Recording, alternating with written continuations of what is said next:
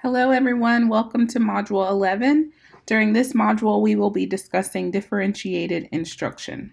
So a few mini lecture goals for this module. We'll talk about differentiating instruction. Then I'll give a quick review about the disability investigation reflections for this coming week and our wrap up. So just to get started, in the last module, or actually a few modules ago, you submitted some video clips where you talked about, you shared examples from movies that you've watched or series that you all have been watching. And we kind of reflected on how the students or the individuals with disabilities in any of those clips or in those movies or series were represented. And then you reflected on to what extent those characters sort of match the descriptions that we've learned about in this course so far as they relate to specific disability categories. So I thought we'd open this up and just take a couple minutes to watch this quick clip from Forrest Gump. And then when you finish, we'll move on to this reflection. So this is an example reflection from a student from a couple years ago, and I just thought it was something good to kind of share, especially at this point in the semester, that helps us to really think deeply about how we conceptualize disability and some of the terminology that we use when we think about disability, and then what's appropriate to kind of embed in our conversations, and how do we support families of students with disabilities. So you can see here how this student identified Forrest Gump, how they kind of characterized his needs and how reflected on how he was characterized in the movie. And I think these practical applications and experiences are really good ways to think about how you might move forward in your classrooms to support all learners. And so that's kind of been an ongoing theme in this class, is that you want to find ways to support all of your learners. And so this is one of my favorite lectures because differentiated instruction is one of the primary ways that we go about doing that. So what are some of the assumptions of differentiation? First, we know that students bring a multitude of varied and diverse experiences and strengths. They have different backgrounds, they have different learning needs, and they all bring these to the classroom, right? So no two of your students will look the same in terms of their background, their strengths, their needs. And we also know that students are able to acquire and apply basic knowledge at different rates and typically in different ways. So the ways that your students will learn, the way they will acquire knowledge and the way that they will demonstrate their knowledge will be through different modes. And you have to be able to adapt to their needs. And then third, we know that students learn at different rates and via different modalities. So we need to be able to accommodate those needs. And these are three basic assumptions of differentiation. So, why is differentiated instruction important? We know that with differentiated instruction, you can employ a range of strategies that basically respond to the differences that students have in terms of their learning strengths and needs.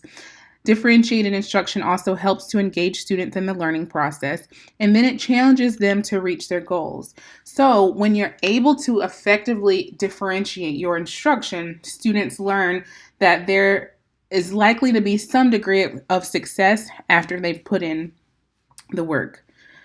For students who have not yet developed effective ways to learn on their own, they might need support for other ways to compensate. So this might be the case for students who have more significant either communication needs or cognitive needs. You will find accommodations such as technology or talker, or if it's related to their writing, maybe they use a computer to complete their assignments. You find other ways to compensate for those abilities that have not yet been developed so that they can continue to learn as independently as possible. So as you can see in the little figure here, students have, you'll have a classroom filled with students who have different needs, who come from different educational backgrounds, who have different language abilities and different rates of attention and interest, and come from different cultural backgrounds. And so you'll need to be able to support all of your students in those ways. Here's a quick clip of a video related to differentiated instruction, so take a peek at that. And then a second one that talks more about what exactly she gives a good example of how to differentiate instruction for your learners.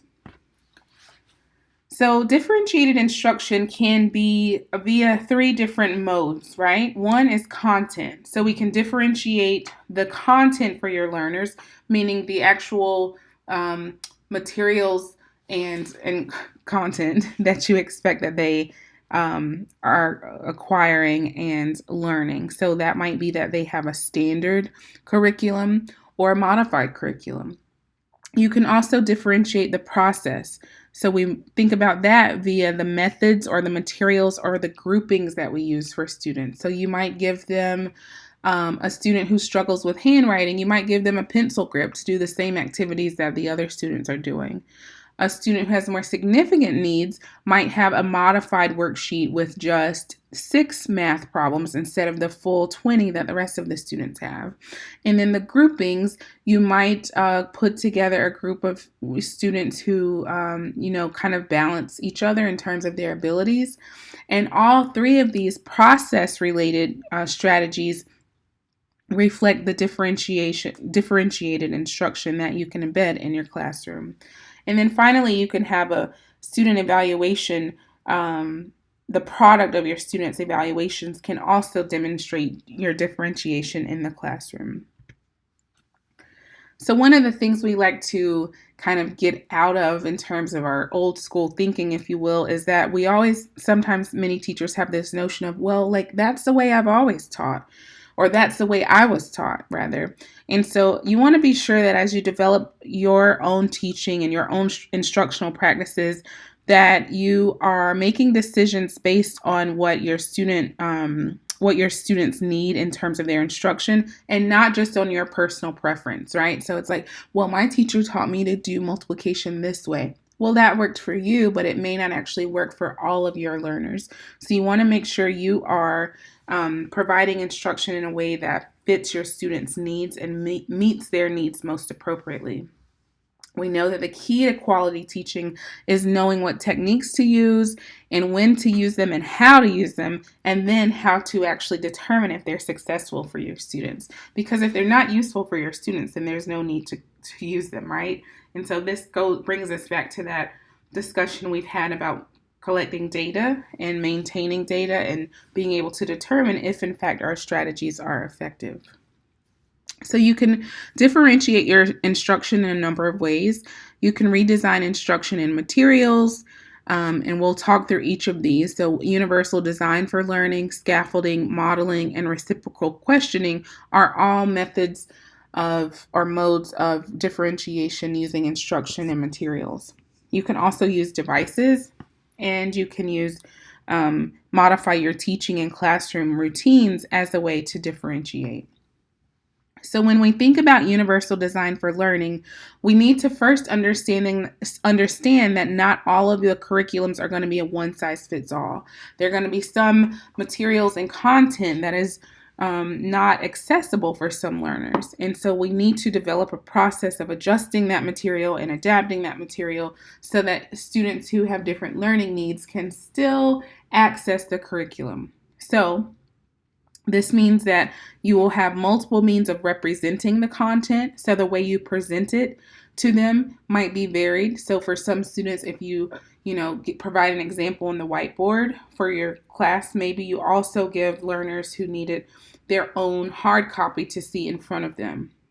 You also will have multiple means of student expression of content. So you might typically request a choral response from all of your learners, but perhaps you have students who struggle with communication. Maybe they will use a whiteboard to hold up to reflect their response, to be able to demonstrate their expression of the content. And then you need to have flexible means of engagement as students learn. So this kind of goes back to the second point. For students who engage differently, you want to have a mode or method of engagement that matches their preferred method of engagement. So maybe it's hand raising, maybe it's writing their answer on a board or using a talker, etc. But you want to meet them where they are in terms of their preferred method and what we know is the best method for that particular learner. And again, that will look different across all of your students. So you can present material in a number of ways to engage in this differentiated instruction. For example, you might have prints, materials, or books on tape, or multisensory activities. And having uh, multiple options for these materials allows students to select the method that best matches their learning style, if you will. Okay? So, what are some different ways that students can demonstrate their knowledge? You might have them write their answer on paper. You might have them develop a timeline of some sort. You could have them make a video like you all did for your disability investigations. You could have them make a PowerPoint. So giving the options for their demonstration of knowledge can be very useful so that students can kind of select the method that is best fitting for them. Similarly, students can engage in learning the content in a number of ways. So, this might be through cooperative learning, it could be through peer teaching and peer tutoring, for example. They might use the internet as a tool. They might even play video games that embed some of the strategies that you're working on for that particular unit. Role playing. There are lots of ways that students can engage in learning the content, and you need to make these at least a few of these methods and modes available for them. And what happens is in many cases when students don't have content that has been modified or the tools or the accommodations that they need to be successful, their frustration results in behavior problems. And so we oftentimes hear teachers talking about, oh, I spend so much of my day just managing behavior, trying to get students to follow routines, et cetera, et cetera.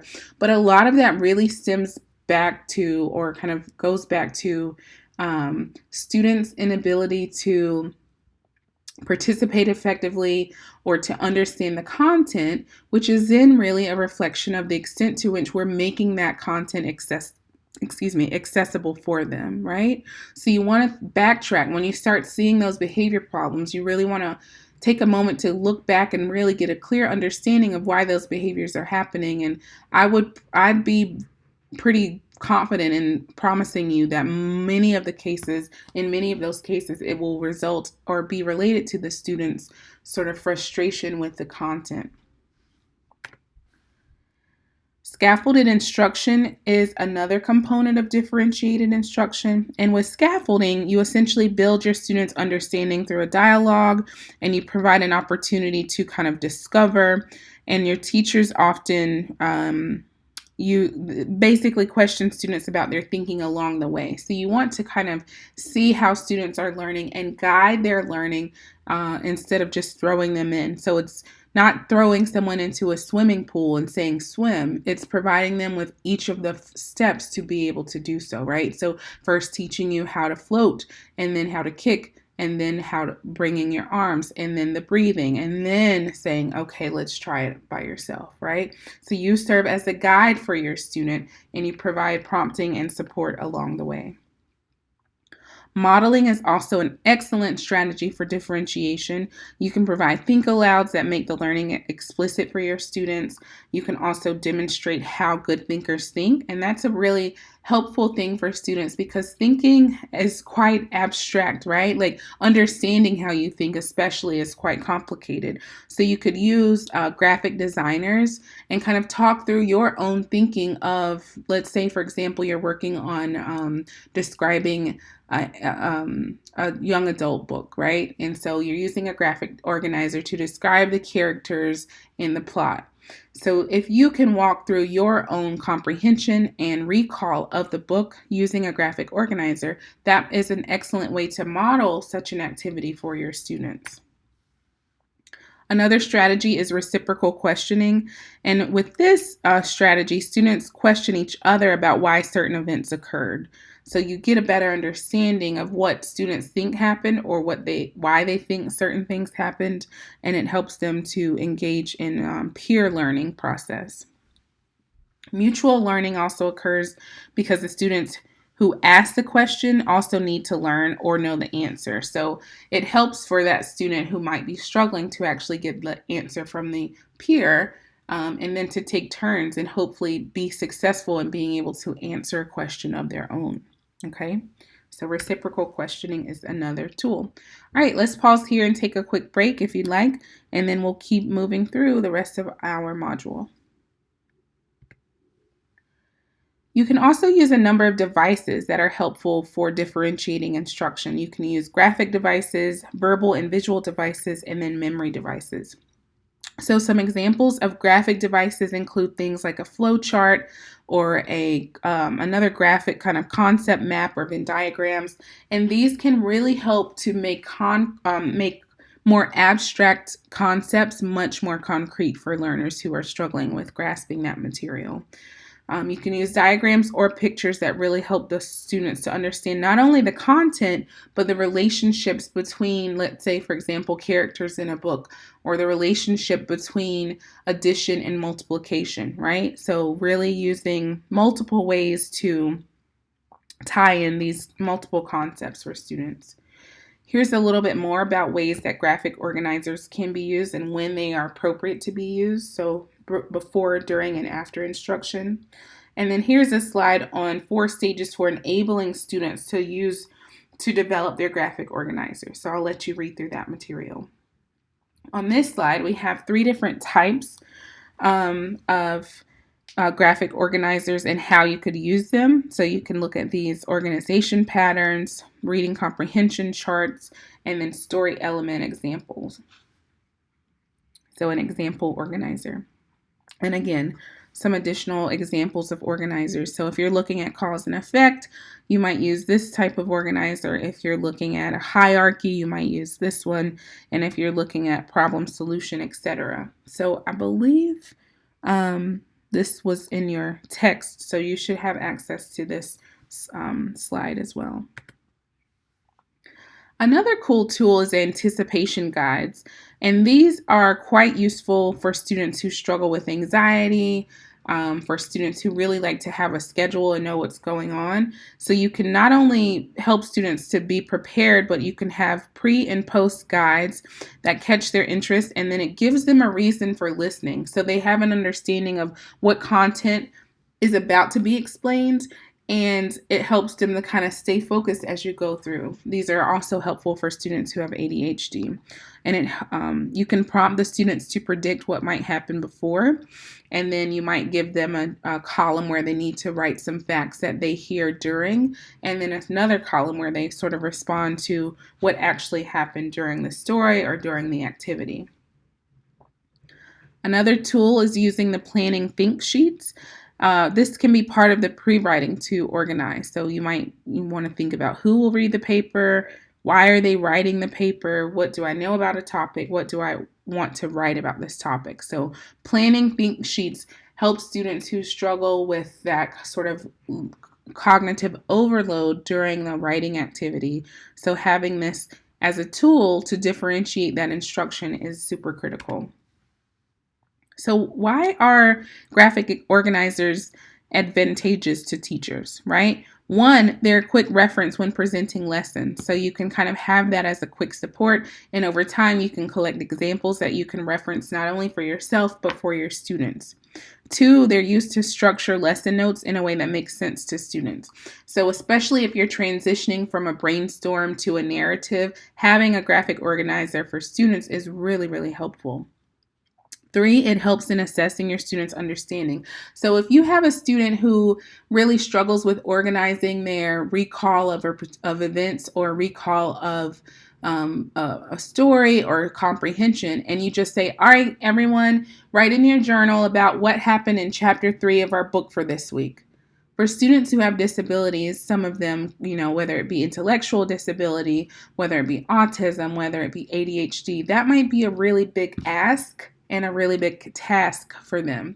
So to differentiate that learning, you could provide your student with a graphic organizer in advance that helps them to write out who, what, when, where, why, how, etc. And then they're able to use their graphic organizer in the next step or the next activity, right? So having those can help your students. And then finally, you are able to observe their thinking process based on what you read as a class, as a group, or independently. So it can be at multiple levels of learning. So let's take a break here to just think of a text that you might be using in your placements right now and pause and think about how you might use a graphic organizer as a tool to differentiate for both students with high incidence disabilities and students who are gifted learners. In our last module, as you will recall, we talked about gifted learners, right? And so it's very likely that you will have students who are gifted in your classroom alongside students who might have disabilities. And so it's important to think about ways that you would differentiate for a student who is a gifted learner and a student who might have a disability. So brainstorm some things there, and then we'll keep moving along. Memory devices are another helpful tool. You can use things like mnemonics or Roy G. Biv, if you remember. Things like that can be very helpful for students who struggle with, memorizing steps, strategies, content, etc. Teaching and classroom routines. You can also differentiate based on teaching and classroom routines. So one thing might be highlighting keywords or pointing out relationships. So, sequence of events in time, cause and effect, and these really help to aid students with their comprehension. You can construct study guides, so allowing your students to use a study guide. They put the page numbers for textbooks next to their sentences. Maybe they leave words out in the notes, but they put a list in the bottom of the page. Or maybe you leave out fewer words for some students, so you can adapt it based on your student's level of need. You can also teach them to use a study guide, right? So you might model how you would complete the guide and then have them do the same. You can use this as a homework assignment or even show students how to keep and organize guides over time. And especially if it's something where they need to have a cumulative study guide, you can model ways to kind of combine those and use it as a cumulative sort of support. Here are a few other considerations that you can see for study guides, and I believe you can look at an example of the Lexile Analyzer tool here, which is free for teachers. So take a look at that for sure. Communicating clearly in the classroom. This is one of the biggest ways to be successful in having a strong, differentiated classroom setting.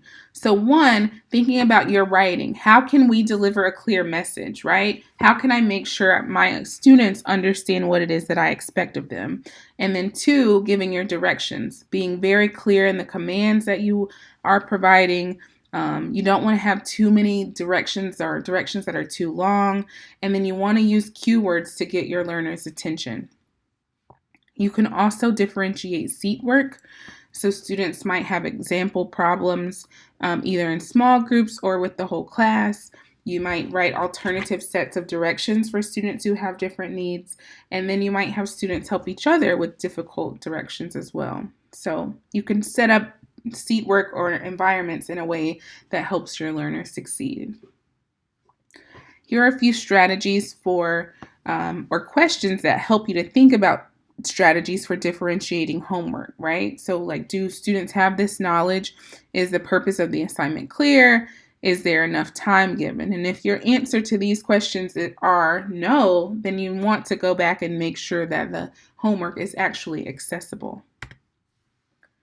So pause here. We're going to do another quick activity. So think about a game that your students might play in your classroom. It can be a board game or, some sort of math game, science game, etc.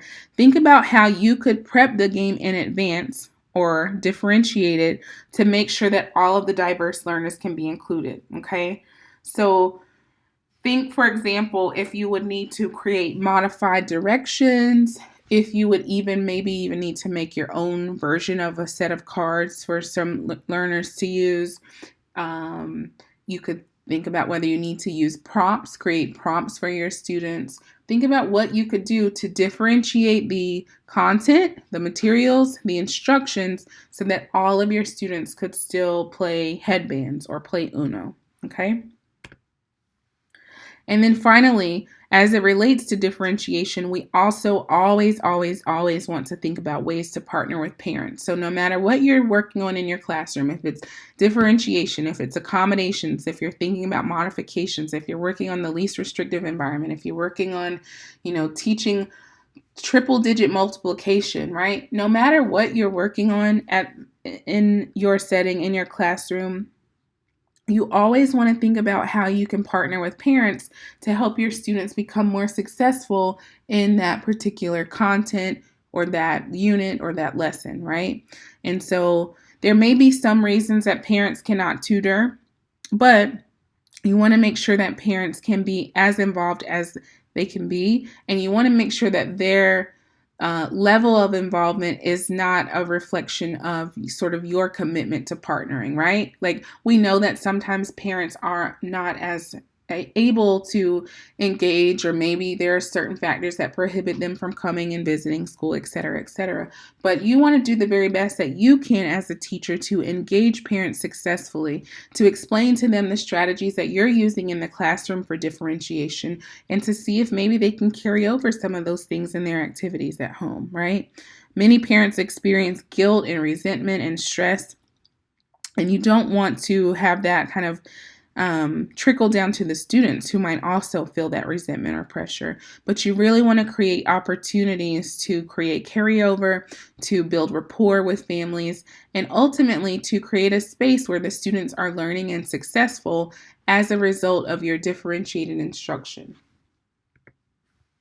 So finally, we have a reflection due this week, as we do every week. But I wanted to give a quick kind of update on the directions for this week, and a pause to give you all very good props, because I've glanced at your disability investigations, at least the ones that have been submitted to this point, and they really look awesome. So I just want to say hats off to all of you for doing such great work on your disability investigations, and I'm looking forward to watching all of those. So for this week, your job for your weekly reflection is to watch at least 2 presentations of your peers, your colleagues who are also in the course, and then complete the weekly reflection that's based on the disability presentations you watched. So in Moodle, as you always do when you go to submit your weekly reflection, the prompt there will ask you a few specific things about the presentations that you watched, and your job is just to reflect on those presentations, to talk about what you learned or what you might take away from there and apply to your classroom. So you can click on this shared folder that's here, linked here on the screen, to access all of the presentations. And I have tested out all of the ones that are there, and you should be able to open all of those even just in the Google Drive. Like, you don't necessarily need to download those. And in fact, I wouldn't recommend downloading them because it will take quite a while and maybe a good bit of space on your computer. So I would highly recommend just watching it in the Google Drive, and then maybe jotting down some notes while you watch, so that you're able to provide responses to your reflection prompt in Moodle. Okay. And then finally, your reading for this week is chapter 9. I hope that's correct, and then I didn't get off. I believe that is. If not, I will provide an update. And then submit your weekly reflection, again, on the disability investigation. Coming up, you have your inclusive teaching proposal. So not the final paper itself, but the proposal is due on November 11th. And so you can see the description of that on Moodle, on your syllabus, and you should also have access to the assignment description folder via your syllabus as well, okay? So you can see the description of what is expected for that inclusive teaching proposal. And then another quick thing coming up, I know I got a little behind on grades, so I think I have like a week and a half more of your reflection, so I'm going to do my best to get those caught up this week. Please forgive me, and my apologies for that.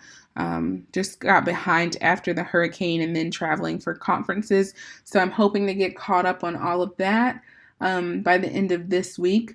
And I know we're getting close to the end of the semester, so I know people start to get a little antsy about grades. So I will try to make sure all of your grades are up to date so that you can kind of see ongoing what your grades are looking like.